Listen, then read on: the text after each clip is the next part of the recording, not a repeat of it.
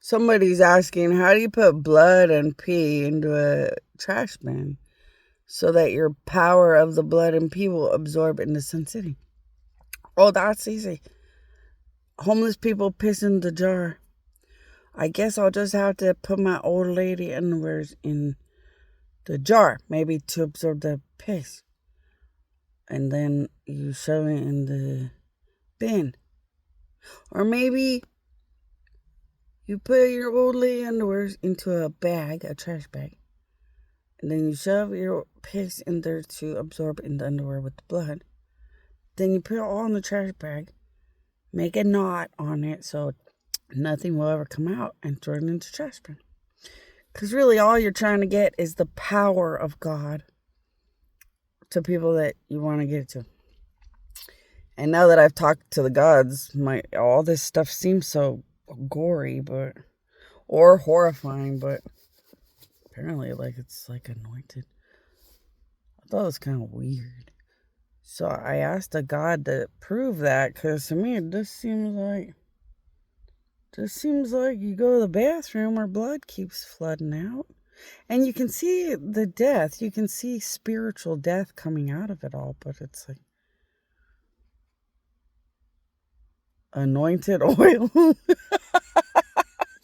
I mean, seriously? So I asked these gods to help me to understand what the hell they're talking about. And these gods showed me.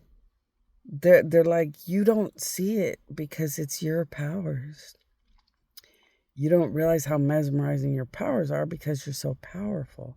So the god took my insides. So he took pee right out of my this fake little bladder thing, and he took a piece of my intestines, and he had one piece of my intestines in one hand and some of my pee in another hand, and he was like, watch when I put your existence anywhere near me. And he was right. It was mesmerizing.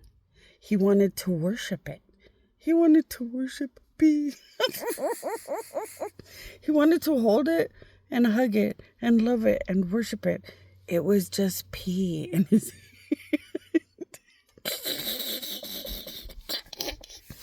and the intestine one was a little bit more dramatic. So I guess really the power of crap would hold more weight than the power of pee. But let's try to just hold it at pee and blood. Because you're just looking for the powers and the miracle. And something that lasts for days.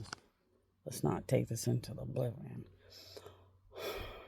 But he wanted to be in love with pee.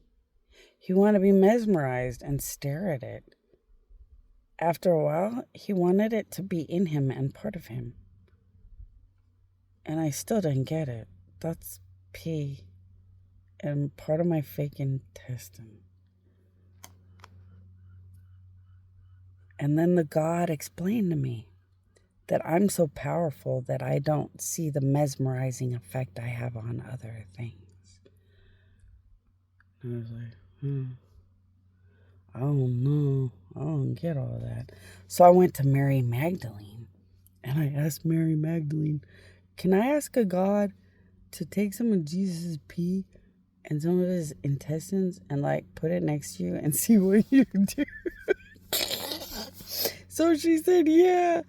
And sure enough, she was mesmerized and thought it was the most amazing thing ever known. I thought, oh, that's just weird. I don't look at Jesus like that. But according to this God, when you have all the power, you don't see it the way other people see it. And I was like, I'm an expert at this stuff. I'm the biggest God that makes these Lord of the Ring realities in real life. So I'm the biggest God that makes the most powerful stuff. And I realize it turns everyone crazy and stuff. But mesmerized. And the God explained it to me. It's because every other God made this thing. Because every other God made this thing, it has a mesmerizing lovey-dovey, because sorry, a car was going by. Because every God made this thing, it's just layers and layers and layers of every God. So all these layers made by every God just has that kind of effect on everybody. Because every God is strong, every God is loving, every God is all these different things. And all these different God things in this thing just has that effect on everybody. And I was like, oh. And apparently my powers as a main God just make everybody obsessed and go crazy. Like a Lord of the Rings type thing, which I had known that one. I just didn't understand that one. Apparently it's because every God was helping me make this thing.